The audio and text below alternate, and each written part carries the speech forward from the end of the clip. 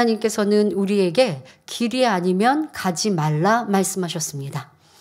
잠언 14장 12절에 어떤 길은 사람의 보기에 바르나 필경은 사망의 길이니라 말씀하셨고, 마태복음 17장 13절부터 14절에도 좁은 문으로 들어가라. 멸망으로 인도하는 문은 크고 그 길이 넓어 그리로 들어가는 자가 많고 생명으로 인도하는 문은 좁고 길이 협착하여 찾는 이가 적음이니라 말씀하셨지요. 우리가 가는 길은 진리의 길이요 천국 가는 길입니다. 이 길을 가려면 크고 넓은 세상길에서 완전히 돌이켜야 합니다. 그러기 위해서는 보지 말아야 할 것은 보지 말아야 합니다. 또한 진리가 아니면 말하지 말고 듣지도 말아야 합니다. 말하지 말아야 할 것을 말하고 듣지 말아야 할 것을 들음으로 육신의 생각이 틈타고 꼬리에 꼬리를 물어 감정으로 이어지는 것입니다. 예수님께서는 때를 따라 지혜롭고 권세 있는 말씀으로 악한 사람들이 아무런 대답도 하지 못하도록 하시기도 했지만 굳이 변론할 필요가 없는 곳에서는 부딪히지 않고 피하셨던 것도 볼 수 있습니다. 진리 자체이신 예수님께서 세상 사람들을 볼 때에 진리에 어긋난 모습이 얼마나 많았겠습니까?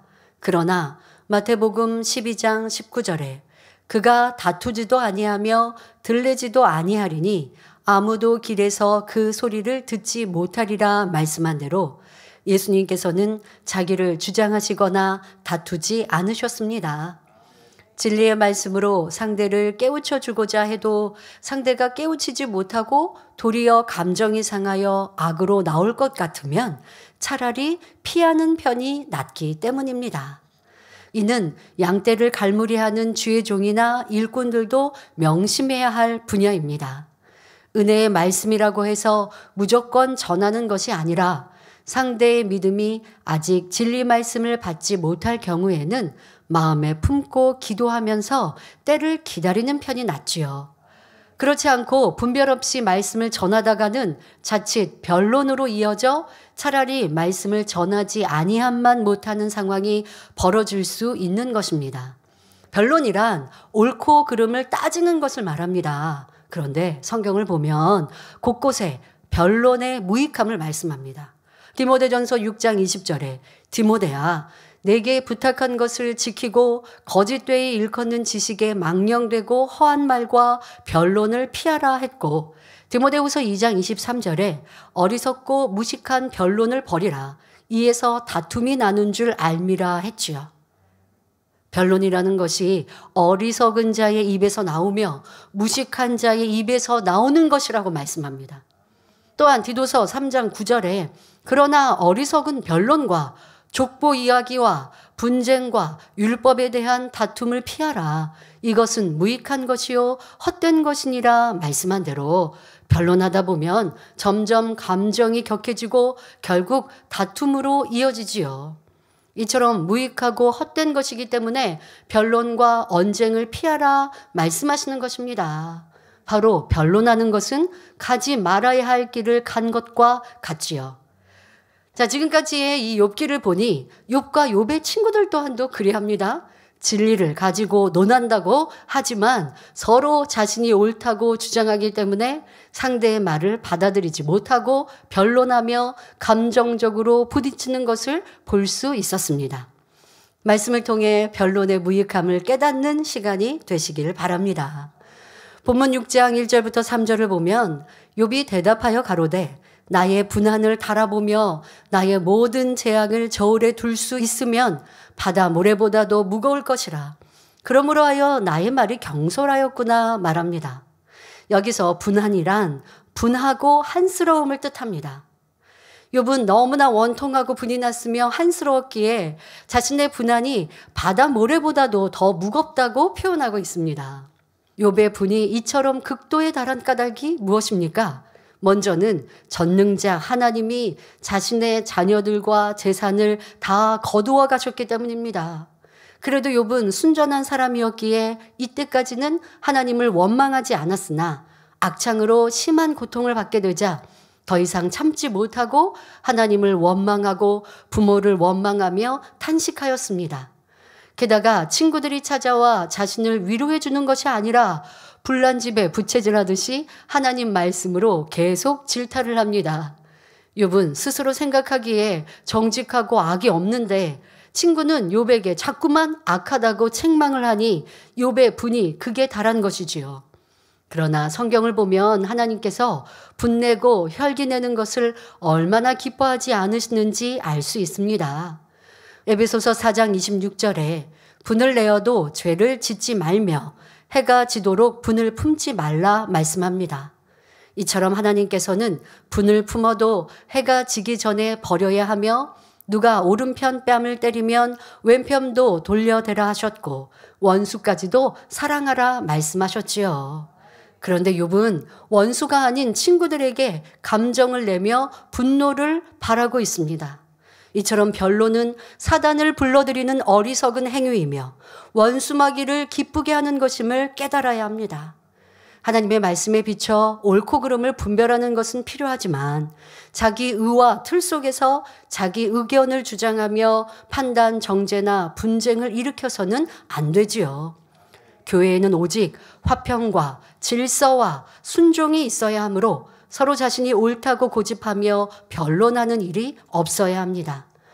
만일 누군가의 언행이 진리에 어긋난다면 권면하고 가르쳐주되 변론하고 다투어서는 안 될 것입니다. 상대에게 권면해도 계속 진리를 위배한다면 하나님께서 친히 역사하시도록 맡겨야 하며 교회 안에서 정해진 질서를 따라 치리하면 되는 것입니다. 그렇지 않고 하나님의 말씀을 선포하는 제단에서 서로 논쟁하고 변론한다면 이는 하나님을 대적하는 행위이며 사단의 회를 만들 수도 있음을 알아야 하겠습니다. 사람들이 변론하게 되는 이유를 3가지로 요약해 보면 다음과 같습니다. 변론하는 이유는 첫째, 자기 자신을 제어하지 못하기 때문입니다. 갈라디아서 5장 17절에 육체의 소욕은 성령을 거스리고 성령의 소욕은 육체를 거스리나니 이 둘이 서로 대적함으로 너희의 원하는 것을 하지 못하게 하려 함이니라 하신 말씀대로 육체의 소욕을 쫓고자 하는 자신을 이기지 못함으로 참지 못하고 다툼과 변론이 일어나는 것입니다. 절제의 힘이 약하기 때문에 말에 실수가 많고 자신을 제어하기 힘들지요. 변론하는 이유는 둘째, 감정을 버리지 못했기 때문입니다. 욥과 친구들은 서로 감정으로 대했으므로 어떤 말도 서로에게 유익을 주지 못했고 변론이 끝없이 이어질 뿐이었습니다. 마음에 여유가 없으면 당장 벌어진 일에 연연하다가 어리석은 과오를 남기는 것입니다. 잠언 16장 32절에 노하기를 더디하는 자는 용사보다 낫고 자기의 마음을 다스리는 자는 성을 빼앗는 자보다 나으니라 말씀합니다. 그러니 노함의 근본 원인이 되는 감정을 버리고 마음을 다스릴 수 있어야 하겠습니다. 변론하는 이유 셋째는 자기 생각과 맞지 않기 때문입니다. 사람마다 얼굴 생김새가 다르고 쌍둥이라도 각각 지문이 다르듯 사람마다 그 생각 또한 다릅니다. 그런데 나와 생각이 다르다고 상대를 틀렸다 하며 상대방의 생각을 바꾸려고 고집하다 보면 변론이 일어나고 화평이 깨어집니다. 또 어떤 조직 안에서 일을 이룸에 있어 서로 생각이 맞지 않을 때에는 질서를 쫓아 순종해야 합니다.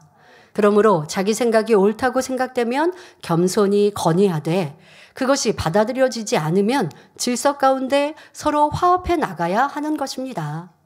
본문 욥기 6장 4절을 보면 욥은 전능자의 살이 내 몸에 박힘에 나의 영이 그 독을 마셨나니 하나님의 두려움이 나를 엄습하여 치는구나 라고 말합니다.